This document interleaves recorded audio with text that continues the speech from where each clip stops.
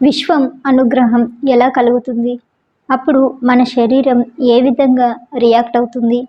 అలాగే ధ్యానం చేసేటప్పుడు ఎలాంటి అనుభవాలను, ఎలాంటి వాతావరణము చూస్తామో, విశ్వం మనల్ని ఎలా, ఏ విధంగా మనల్ని చేరుతుంది, ఎలా మనల్ని ఆశీర్వదిస్తుంది, ఈ విశ్వం మీలోకి ఏ విధంగా ప్రవేశిస్తుంది, మిమ్మల్ని ఎలా ఆశీర్వదిస్తుంది అనేది తెలుసుకుందాం.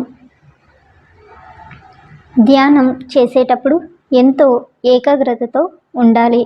ధ్యానం చేస్తూ మనం ఎప్పుడైతే ఆలోచించడం ఆపివేస్తామో అప్పుడే జ్ఞాన అనుభవాలు మొదలవుతాయి. ధ్యానం చేయడం మొదలుపెట్టిన వెంటనే, అంటే కళ్ళు మూసుకోగానే ఈ అనుభవం మనకు కలగదు. ముందుగా మనకు కళ్ళు మూసుకోగానే వివిధ రకాల ఆలోచనలు వస్తూ ఉంటాయి.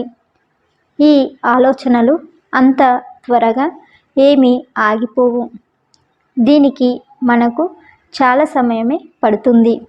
ఈ ఆలోచనలు అనేవి వస్తూ పోతూ ఉంటాయి.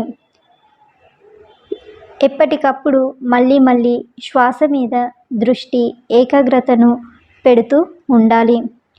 ఇలా చేస్తూ ఉంటే ఆ ఆలోచనల ఒత్తిడి తగ్గుతూ వస్తాయి. ఇలా ఒక్కొక్క ఆలోచన తగ్గిపోతూ వస్తుంది. చివరికి మీ ఆలోచన ప్రకంపనలు ఆగిపోతాయి. ఎప్పుడైతే మన మైండ్ని ప్రశాంతంగా, ఖాళీగా ఉంచుతామో అప్పుడు ధ్యానం అనుభవాలు కనబడతాయి. మనం ఎప్పుడైతే ధ్యాన స్థితిలోకి వెళ్తామో అప్పుడు జ్ఞాన అనుభవాలు మొదలవుతాయి. ఈ జ్ఞాన అనుభవాలు అనేవి ఎన్నో రకాలుగా ఉంటాయి.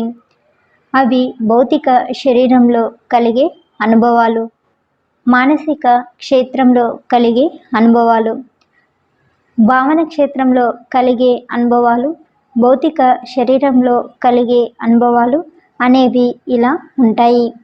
ఈ ధ్యానం ఏ వయసు వారైనా చేయవచ్చును. ధ్యానం చేస్తున్నంతసేపు మనసు తేలికగా అయిపోతుంది, ఎంతో ప్రశాంతంగా మారుతుంది. ధ్యానం అలాగే చేస్తూ ఉన్నప్పుడు అసలు శరీరం కూడా అసలు ఉందో లేదో అనే విధంగా అనుభవం కలుగుతుంది.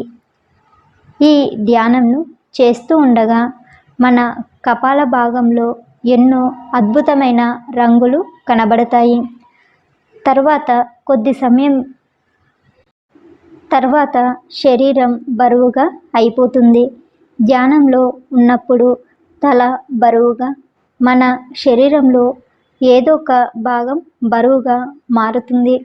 మనం కళ్ళు మూసుకున్నప్పుడు మన శక్తి అంతా కపాల భాగంలోకి చేరుతుంది. శరీరంలోని అన్ని భావాలలో, అన్ని అంగాలలో విపరీతమైన నొప్పులు వస్తాయి. ఎప్పుడెప్పుడు కళ్ళు తెరుస్తామా అని అనుకుంటాం. కానీ ఇలా ఎన్ని నొప్పులు వచ్చినా ఓపికతో ఉండాలి. నొప్పులు వస్తున్నాయని కళ్ళు తెరవకూడదు. ఇన్ని నొప్పులు ఎందుకు వస్తాయి అంటే నాడీ మండలం శుద్ధి జరగడం వలన ఈ నొప్పులు వస్తాయి.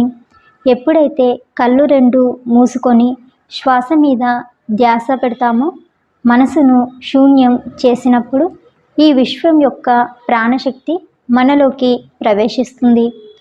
ఈ విశ్వశక్తి ప్రవాహంలో మన అపార శుద్ధమైన నాడీ మండలం పరిశుద్ధం అవుతుంది.